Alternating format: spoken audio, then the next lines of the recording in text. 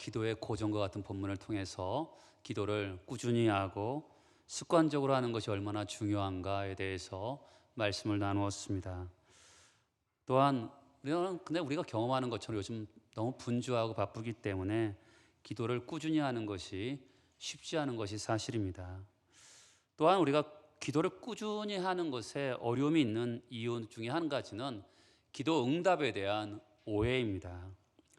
우리가 흔히 사람들하고 기도 응답에 대해서 간증을 나눌 때가 있잖아요.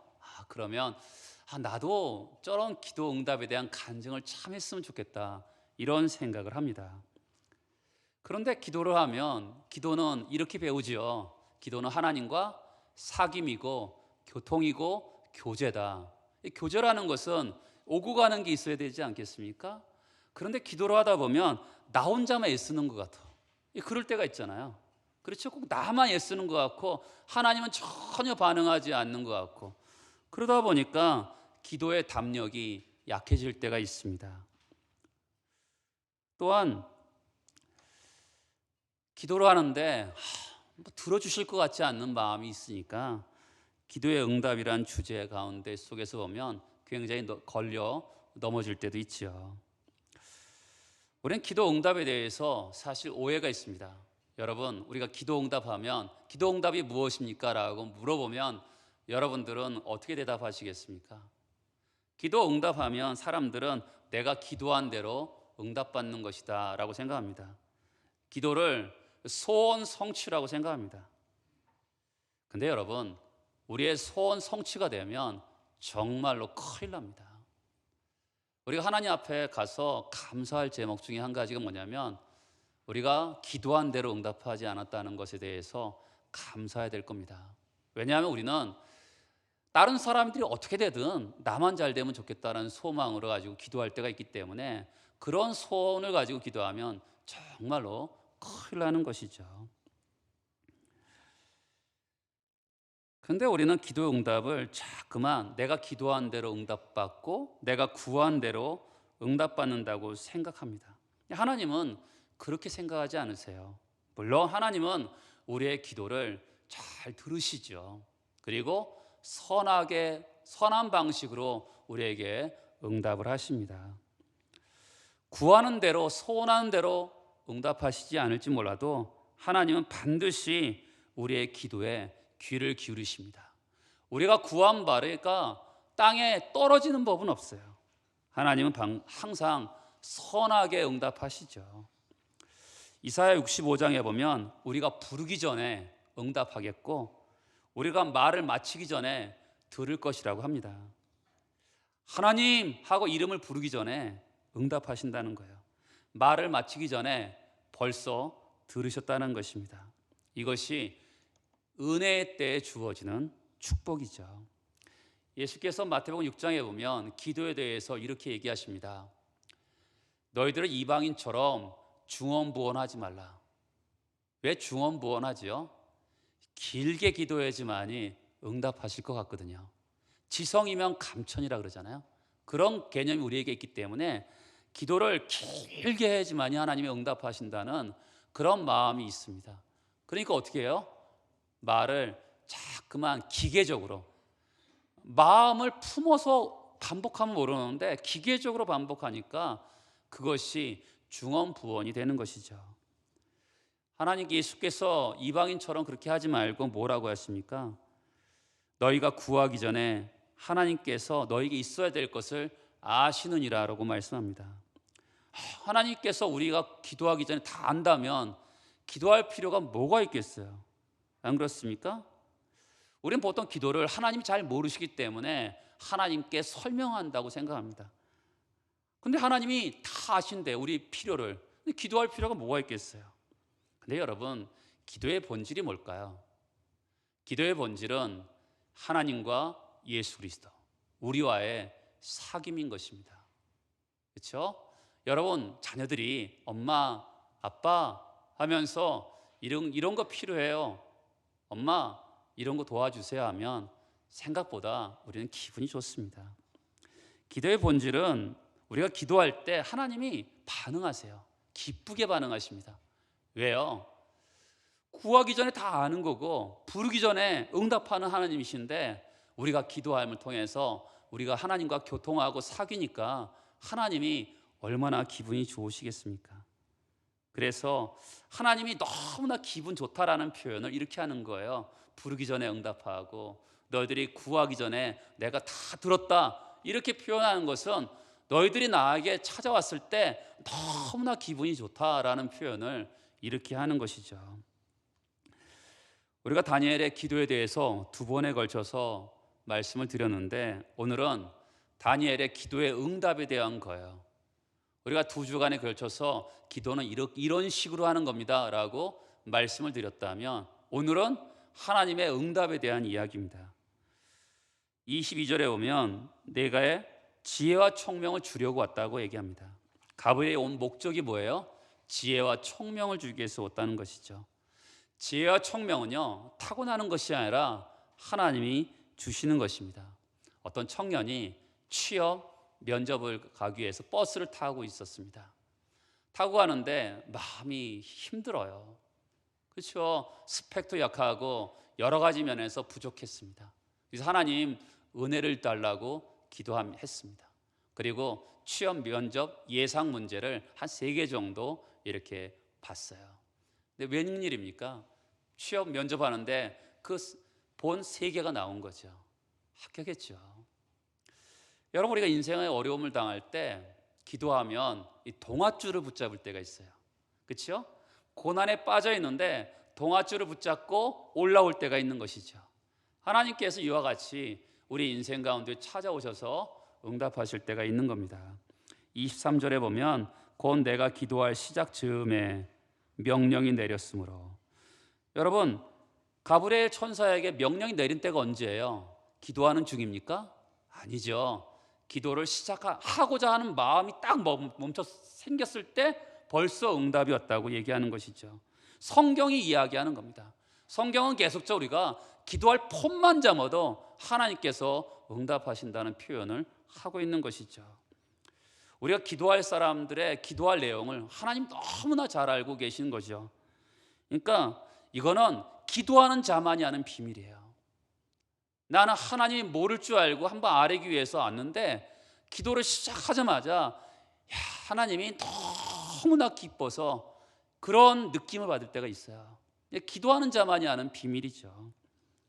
기도를 시작하자마자 응답하는 이유가 뭐죠? 23절 뒤에 보면 너는 크게 은총을 받은 자라고 합니다. 여러분, 10장에서도 보면 너는 크게 은총을 받은 자가 2번 나와요. 다니엘의 별명이죠. 기도가 왜 응답을 받습니까?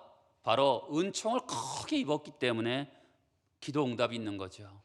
그러면 그렇지, 다니엘은 은총을 크게 받은 자고 나는 다르니까 기도 응답이 없을 거라고 생각하는 분들이 있습니다. 그렇지 않아요. 여러분, 이사야서에서 이렇게 얘기하죠. 너희는 여호와를 만날 만한 때, 지금이 여호와를 만날 만한 때라는 거죠. 지금이 여호와께서 가까이 계실 때라는 겁니다. 지금이 그런 때죠. 예수께서 이 땅에 오심을 통해서 여러분, 우리는 구원받았습니다. 다니엘은 구약의 인물이에요. 근데 우리는 신약의 인물로서 하나님이 가까이 계시고 하나님께서 우리를 만나 주시기 위해서 찾아왔잖아요. 그러니까 우리는 기도를 얼마나 더 들어주시겠어요. 그렇죠? 예수 그리스도의 이름으로 기도하면 들어주시는 것이죠. 목사가 기도해서 더 잘 들어주고 그런 거 없어요. 우리 모두는 예수 그리스도의 이름으로 하나님께 나아가서 그분의 응답을 경험하는 것이죠. 너는 크게 은총을 받은 자다. 여러분, 우리 모두는 예수 그리스도의 피로 말미암아 은혜를 받은 자죠. 그러니까 우리는 누구든지 응답을 받을 수 있는 것이죠. 하나님은 우리의 기도를 절대로 소홀히 대하지 않습니다. 다니엘이 특별하니까 기도 응답이 있고 우리는 너무 연약하니까 기도 응답이 없을 거다고 그렇게 생각하면 안 되죠. 우리 모두는 예수 그리스도 이름으로 나아가면, 그분의 보좌 앞에 나아가면 하나님이 응답하시는 것입니다. 그런데 하나가 다른 게 있어요. 우리가 생각하는 기도 응답이 뭡니까? 그것은 소원 성취입니다. 우리가 구하는 대로 응답되는 겁니다. 근데 하나님께서 다니엘에게 기도로 응답하시는데 좀 달라요. 우리가 생각하는, 우리가 구한 대로 응답을 하지 않습니다. 자, 24절을 같이 한번 읽어보겠습니다. 내 백성과 내 거룩한 성을 위하여 이른 이래를 기한으로 정하였나니 허물이 그치며 죄가 끝나며 죄악이 용서되며 영원한 의가 드러나며 환상과 예언이 응하며 또 지극히 거룩한 이가 기름 부음을 받으리라. 응답하시는데 전혀 다르게 응답하세요.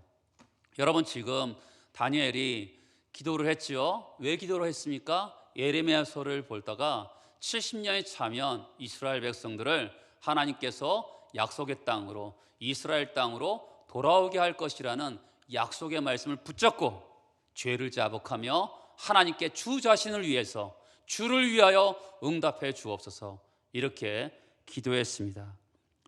다니엘의 포인트는 뭐예요? 70년입니다. 70년이 찼기 때문에 하나님 응답해 주세요, 이렇게 기도하고 있는데 하나님의 응답은 뭡니까? 24절에 보면 일은 이래예요. 70 곱하기 7로 응답하십니다. 그렇죠? 다니엘의 포인트는 70년인데 하나님의 포인트는 뭐예요? 70 곱하기 7, 일은 이래로 응답하시는 것이 다른 것이죠. 하나님이 기도에 응답하는 것이 아니라 다르게 응답하시고 계시는 것이죠. 왜냐하면 우리의 눈은 너무나 왜곡되어 있을 때가 많기 때문에 그렇습니다. 하나님 약속의 말씀이잖아요. 그렇죠? 70년이 차면 이스라엘 백성들이 돌아오게 될 것을 약속의 말씀을 붙잡고 다니엘이 기도했는데 하나님의 응답은 뭡니까? 다니엘의 눈과 마음을 어디로 이끌어가요? 70 곱하기 7, 이런 이래로 이끌어 가시는 것을 봅니다.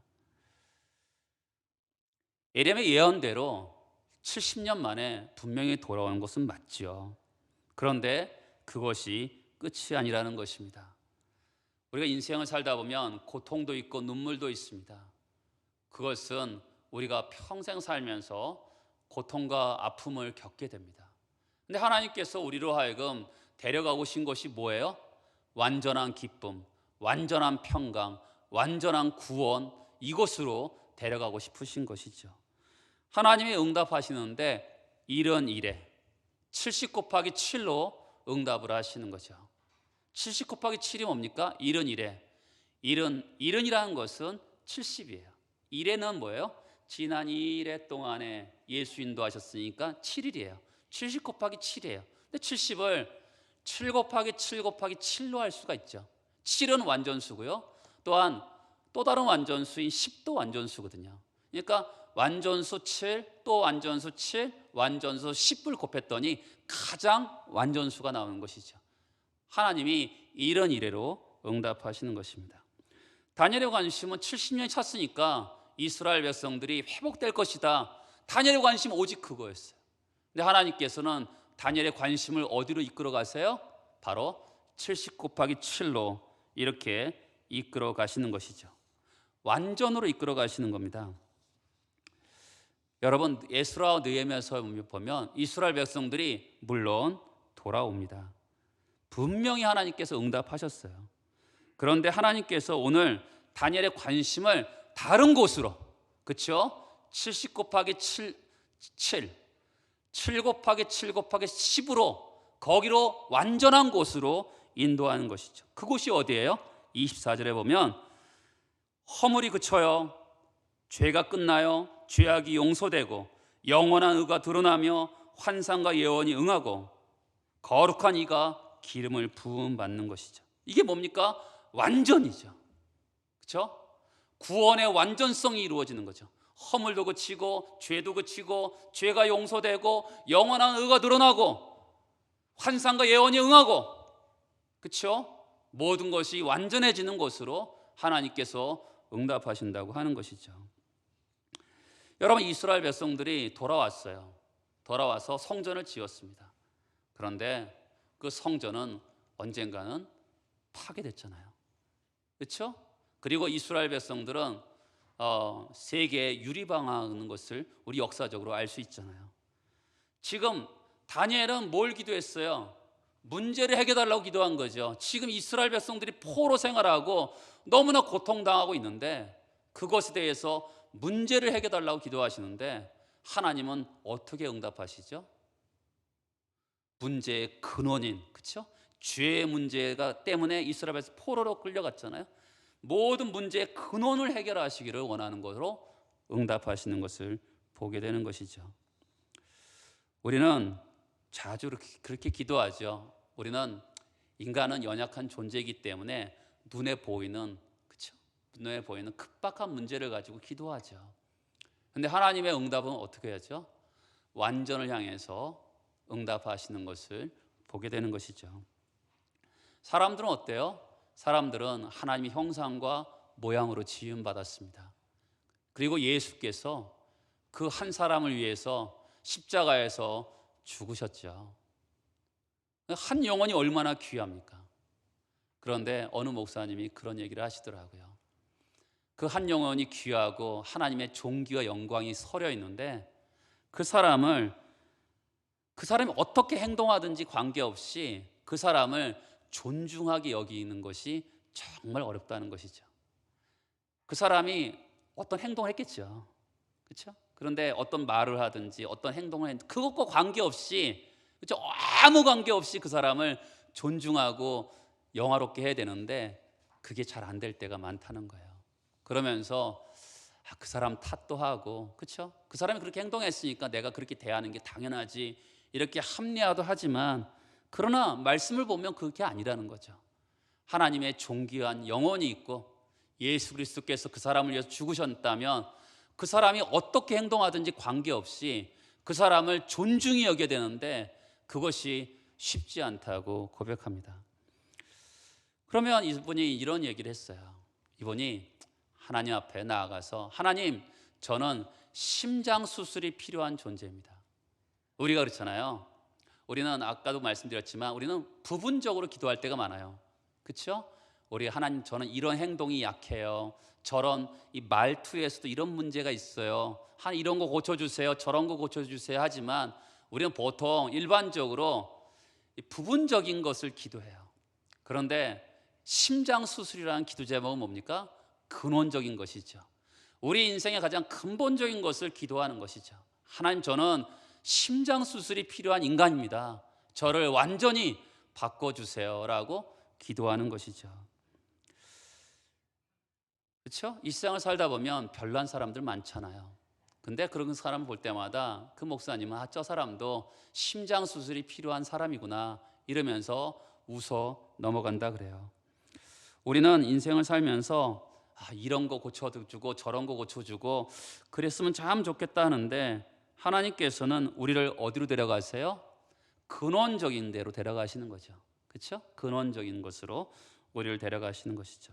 이스라엘 백성들이 지금 포로에서 돌아왔어요. 행복한 것 같지만 다시 또 어려운 문제가 발생하잖아요. 하나님께서 그래서 7 곱하기 7 곱하기 10, 그래서 완전한 것으로 허물이 그치고 죄가 끊어지며, 그렇죠? 그리고 죄가 용서되는 영원한 의가 드러나고 그런 곳으로, 완전한 곳으로 그를 인도하시는 것을 보게 되는 것이죠. 하나님은 우리를 그런 눈을 열게 하시는 거죠. 하나님의 마음과 우리의 마음이 통하는 게 인도하시는 거죠. 한나가요, 하나님 저에게 아들 주세요라고 기도합니다. 그 당시에는 자녀를 못 낳으면 저주받았다고 생각하는 시대였어요. 그러니까 아들을 못 낳으니까 사람들이 저 하나님께 저주받은 여자 이렇게 이야기를 듣는 시대였거든요. 그러니까 얼마나 마음이 아팠겠어요. 하나님 아들 주세요, 아들 주세요 했어요. 그때 하나님이 이렇게 응답하시죠. 여러분, 우리가 굴을 뚫을 때 만약 터널을 뚫는다면 이쪽에서 뚫고 저쪽에서 뚫는다 해보세요. 그러다가 터널이 중간에 굴이 만날 때가 있잖아요. 꽝 터질 때가 있는 것처럼 하나님께 기도하다 보면 하나님의 마음을 알 때가 있어요. 한나가 기도하잖아요. 하나님 아들 주세요라고 했는데 하나님이 이렇게 말씀하시는 거죠. 그런 심정이 통한 거죠. 너는 아들 구하니? 나는 지금 사무엘 시대에는 하나님 말씀이 희귀한 시대였어요. 그러니까 하나님 말씀이 전할 사람이 없었던 시대죠. 나는 하나님의 말씀을 전할 사람이 없다. 이렇게 했더니 한나가 하나님 저 아들 주시면 하나님께 바치겠습니다 라고 하는 것이죠. 여러분 아들 주셨으면 땡큐하고 끝나면 되는 거 아니겠어요? 그런데 다시 드린다는 건 뭐예요? 하나님과 마음이 통한 거죠. 아, 하나님 마음이 이런 마음이구나. 하나님 말씀이 희귀한 시대에 하나님 말씀을 전할 사람이 필요한 거구나. 그러면서 사무엘을 드립니다. 사무엘이 어떻게 합니까? 그 사무엘이 정말 하나님 말씀이 정말 이스라엘 민 전체에 흘러넘칠 수 있도록 그가 말씀을 전하는 일꾼이 되는 것을 보게 되는 것이죠. 그러니까 우리가 기도할 때 하나님 마음과 우리의 마음이 통하는 것이 굉장히 중요한 것입니다. 다니엘의 관심은 지금 뭐예요? 다니엘의 관심은 70년 차면 잃어버렸던 나라를 회복하는 게 다니엘의 관심이었습니다. 근데 하나님께서는 다니엘을 어디로 이끌어 가세요? 거기에 머물지 않고 하나님의 마음이 어디에 있습니까? 완전한 회복, 완전한 구원, 완전한 기쁨에 있다는 것을 알 수가 있는 것이죠. 우리는 어쩔 수 없이 눈앞에 있는 것만 볼 때가 많고 그렇게 기도할 때가 많습니다.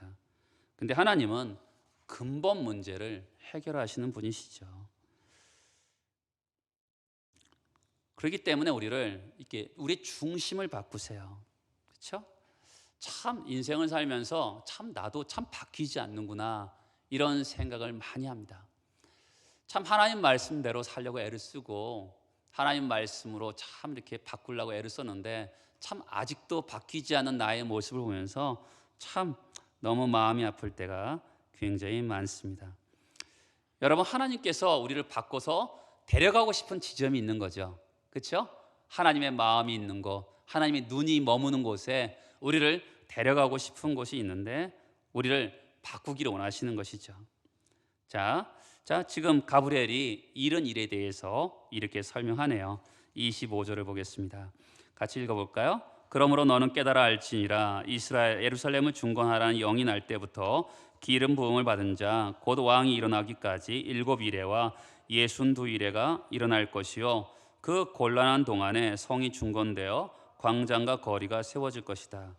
7이레를 그러니까 70이레를 세 등분합니다. 7이레. 자, 70이레예요. 70 곱하기 7 70이레입니다. 근데 첫 번째는 7이레 7 곱하기 7이에요. 그때는 어떤 일이 일어납니까?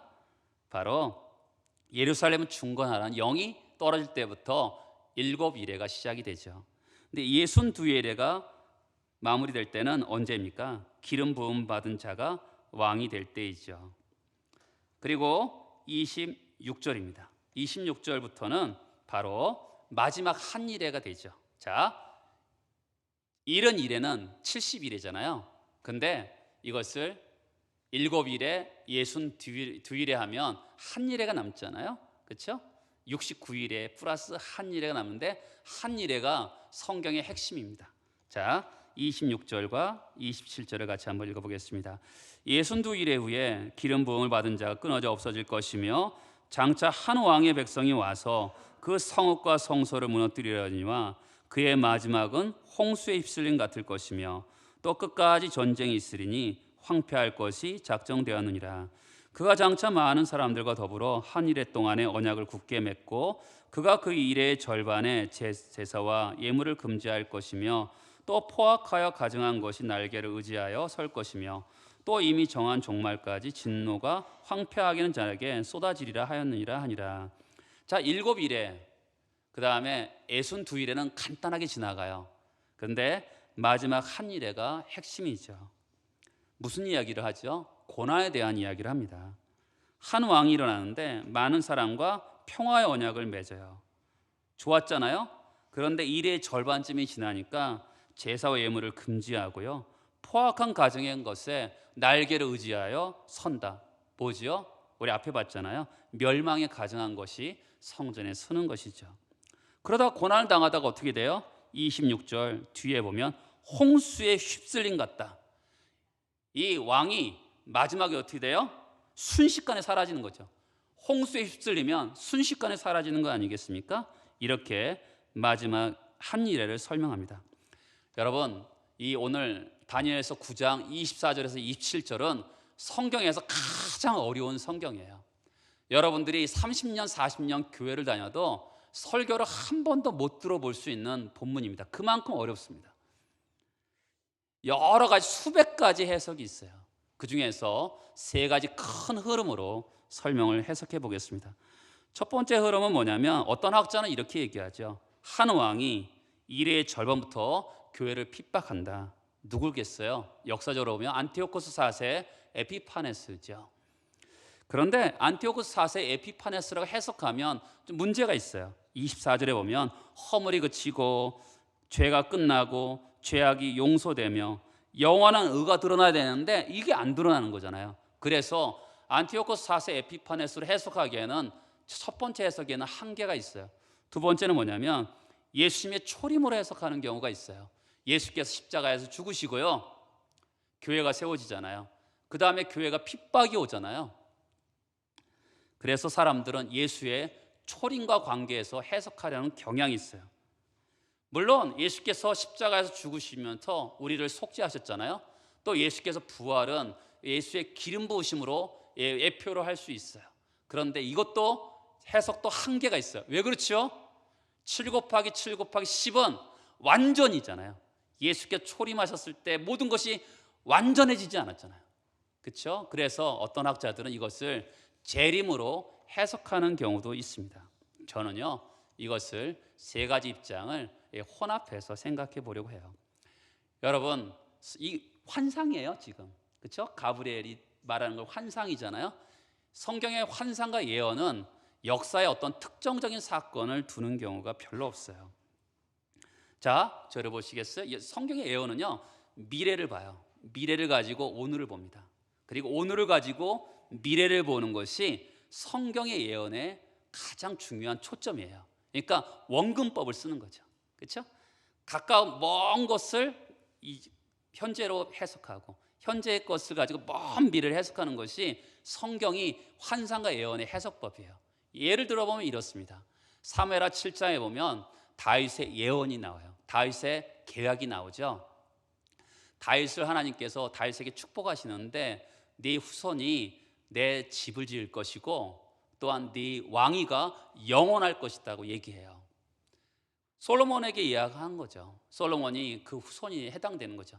그런데 여러분, 어떻게 돼요? 이스라엘이 망하잖아요. 그 왕위가 영원하다 그랬는데 망하잖아요. 그리고 성전은 회파되잖아요. 그러면 다윗의 계약을 어떻게 해석해야 돼요? 이것은 이렇게 해석할 수가 있는 거죠. 다윗의 왕조 속에 하나님 나라가 들어있는 거죠.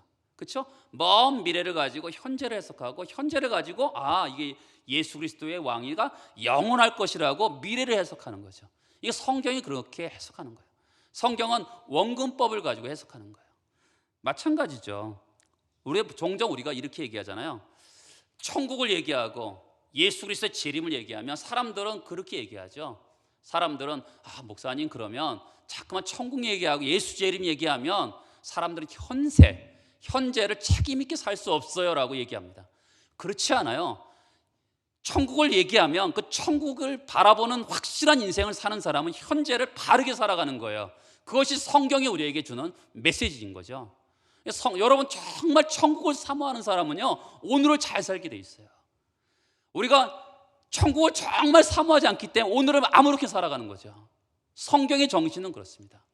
성경이 계속 우리에게 예언과 환상을 통해서 말하는 메시지는 먼 미래를 보면서 오늘을 조명하고 오늘을 조명하면서 먼 미래를 보는 방법을 선택하는 것이죠. 지금 다니엘이 70년을 가지고 하나님 회복해달라고 하는데 하나님은 완성을 가지고 얘기하시잖아요. 왜요? 이스라엘 백성들이 돌아오지만, 그러나 미래의 완전한 눈을 가지고 지금 현재를 바라보는 거죠. 오늘 설교 제목이 뭡니까? 미래의 완전을 바라보고 오늘을 살아가는 거예요. 그렇죠? 굉장히 중요합니다. 그러니까 지금 하나님이 다니엘에게 응답하시는데 미래의 완전을 보여주면서 오늘을 살아가기를 원하고 계시는 것이죠. 예수께서 초림하셨어요. 그러면서 십자가에서 우리를 위해서 죽으셨어요. 예수께서 재림하십니다. 우주적으로 회복하시는 거죠. 원수를 무찌르고 모든 것을 회복하는 거죠. 근데 여러분, 우리의 기도를 보세요. 우리의 기도는 어떻습니까? 우리는 내가 부자 되고, 내 자녀 대학 잘 들어가고, 내 자녀 대학 졸업하면 좋은 취직하고, 사람과의 관계에서 어려울 때가 많으니까 하나님, 저도 사람과의 관계가 회복되기를 원합니다. 이런 기도를 많이 합니다. 길을 가다가 물어보세요. 하나님 안 믿는 사람, 혹은 다른 종교를 가진 사람에게 물어보세요. 어떤 기도를 하는지. 우리랑 기도가 비슷합니다. 그렇죠? 그러니까 기독교가 왜 짓밟히느냐면 세상하고 똑같기 때문에 짓밟히는 거예요. 기도가 뭐예요? 기도가 그 사람의 생각 아니겠습니까? 똑같이 세상 사람들하고 똑같이 기도하니까 기독교가 뭐 특징이 뭐냐라고 물어봤을 때 없는 거예요. 성도들의 삶에 없는 거예요. 그러니까 세상에게 짓밟히게 되는 것이죠. 우리는 내가 잘 되고, 내가 돈 벌고, 내가 남에게 인정받고 행복한 그렇게 살기를 우리는 원하는 우리에게 하나님의 마음을 우리에게 가르쳐 주는 거죠. 하나님의 눈을 우리에게 열어주시는 거예요. 예수께서 생명으로 우리를 구원하셨어요. 예수의 생명을 값을 치르고 구원하셔서 우리를 데려가고 싶은 지점이 있는 거죠. 우리의 마음을 바꾸고 우리의 눈을 바꾸어서 하나님의 눈으로 세상을 보고, 하나님의 눈으로 사람을 보고, 하나님의 눈으로 모든 것을 보기를 원하시는 거죠. 우리 한 사람 잘 되는 걸로 끝나는 게, 내가 복 받아서 어떻게 해요? 강릉중앙교회가 잘 되고, 강릉중앙교회가 복 받아서 어떻게 해요? 정말 이 한민족이 복을 받고, 이 한민족이 복을 받아서 복의 통로가 되어서 열방과 민족이 복되게 하는 것이 하나님의 마음이죠. 그렇죠? 성경에서는 그런 게 하나님 마음이라고 얘기해요. 하나님이 우리의 기도할 때 마음을 어디로 쓰셔 주시겠어요? 자꾸만 우리는 함몰되죠. 나로 함몰되잖아요. 우리. 이 함몰되는 우리로 하여금 하나님께서 우리의 마음을 열방을 향해서, 민족을 향해서 자꾸 마음을 거기에 관심을 두라고 우리 마음을 이끌어 가시는 것이죠. 다니엘도 우리 민족을 가지고 기도했잖아요. 근데 하나님은 그날이 올 것이다, 정말 그날을 바라보게 하시는 것이잖아요. 그러니까 우리는 그렇잖아요. 우리 지금 대부분 다 고통이 있죠. 아픔이 다 있습니다. 근데 여러분, 그 아픔의 문제가 해결되면 어떻게 될까요? 또 다른 문제가 또 있어요. 그러니까 우리는 아픔을 가지고 있으면서 눈물을 흘리고, 또 어쩔 때 눈물을 흘리지 않을 때도 있고, 고통할 때도 있고 고통하지 않을 때도 있어요. 그렇죠? 그때 우리는 어떻게 합니까? 약속의 말씀 붙드는 거죠. 아까 말씀드렸잖아요. 미래를 바라보는 거죠. 그러면서 현재를 바라보는 거죠. 지금의 고통이 있지만 저 천국에서는 고통이 없는 거잖아요. 저 천국을 바라보면서 오늘을 살아가는 것이죠. 소망 가운데 즐거워하면서 살아가는 것이죠. 하나님께서 우리에게 가르쳐주고자 하는 것은 미래를 바라보는 것, 미래의 완전을 바라보면서 오늘의 현재를 살아가기를 원하시는 것이죠. 순간순간 문제가 있을 때마다 우리가 문제를 해결하는 데 급급한 것이 아니라 문제의 근원 대신 하나님께서 우리의 인생의 문제를 큰 그림을 가지고 풀어줄 거라고 기대하면서 살아가는 것이죠. 그렇죠? 여러분, 우리는 자꾸만 우리에게 함몰돼요. 그러면 나만 갖고 기도하면 어떻게 될까요? 이웃이 망하잖아요. 그렇죠? 그러니까 하나님께서 이웃을 향해서 눈을 열기를 바라시는 거죠. 하나님께서 교회를 향해서 마음을 열기를 원하고, 민족과 열방을 향해서 마음을 열기를 원하는 거죠. 왜요? 하나님의 마음은 나만 잘 되기를 원하는 게 아니거든요. 모든 민족과 열방이 잘 되기를 원하는 것이 하나님의 마음이잖아요. 하나님의 마음을 우리로 하여금 이끌어 가시는 것이죠. 우리가 있음으로 이웃이 살아나고, 우리가 있음으로 열방이 복을 받는 것이 하나님의 마음이잖아요. 하나님께서 우리로 하여금 자꾸만 그 마음을 향해서 우리를 마음을 옮기시는 것이죠. 여러분, 우리가 이 땅에서 기도하는 가운데 속에서 하나님의 우리를 이끌어 가시는 존귀함이 있잖아요. 어떤 아름다움이 머물기를 원하시는 그곳으로 우리를 이끌어 가실 것입니다. 여러분들 기도할 때마다 하나님 마음을 알게 하시고 하나님 뜻을 알게 하셔서 그로 하여금 우리를 그런 경험을 하게 하시는 것이죠. 여러분, 그런 기도의 응답, 그렇죠? 그런 놀라운 기도의 응답, 나는 이렇게 기도했는데 하나님께서 하나님 마음이 나랑 통하면서 야, 나는 이런 걸 원한다라고 하는 그런 기도의 응답을 놀라운 경험을 하는 여러분 되시기를 축복합니다. 같이 기도하도록 하겠습니다.